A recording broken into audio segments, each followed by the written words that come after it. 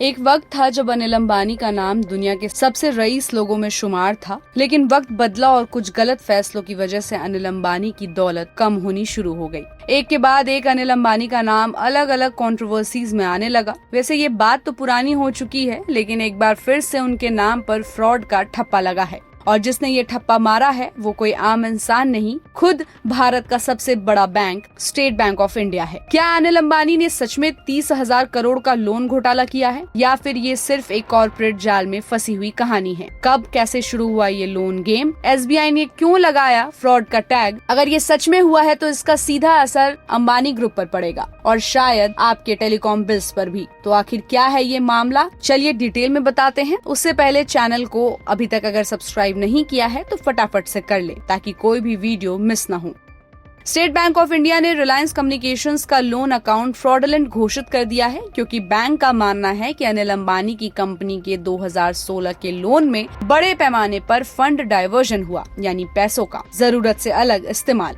SBI के मुताबिक 31,580 करोड़ से ज्यादा लोन में लगभग 41% फंड कनेक्टेड पार्टीज को ट्रांसफर किए गए, जबकि 44% मनी बैंक उधार चुकाने में लगाया गया। इसकी फाइलिंग रिलायंस कम्युनिकेशंस ने खुद अपने शेयर होल्डर फाइलिंग में दी है। इस मामले पर अनिल अंबानी ने तुरंत जवाब दिया कि ये एक्स पार्टी यानी एक तरफा फैसला है, बिना सुनवाई के।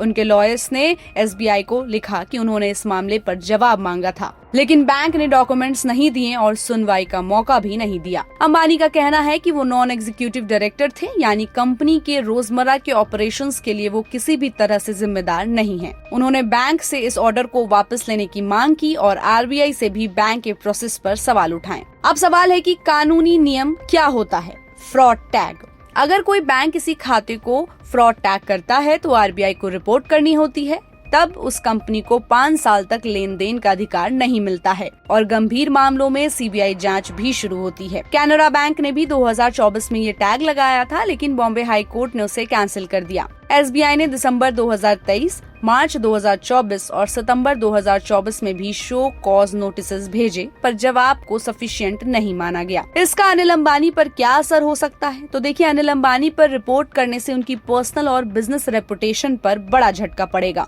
फ्यूचर में बैंकिंग या नए लोन की मंजूरी मुश्किल हो जाएगी। 5 साल तक कोई बैंक फंडिंग नहीं देगा। इंसॉल्वेंसी प्रोसीडिंग से कुछ छूट मिल सकती है, लेकिन रेपुटेशन डैमेज होना तय है। आरकॉम अभी रेजोल्यूशन प्रोसेस में है, पर एक फ्रॉड टैग इसका क्लोजर प्रोसेस को मुश्किल बना सकता है। ये केस सिर्फ अनिल अंबानी की लड़ाई नहीं, बल्कि भारतीय बैंकिंग और कॉर्पोरेट लॉ के अवेयरनेस की दिशा में एक बड़ा टेस्ट है।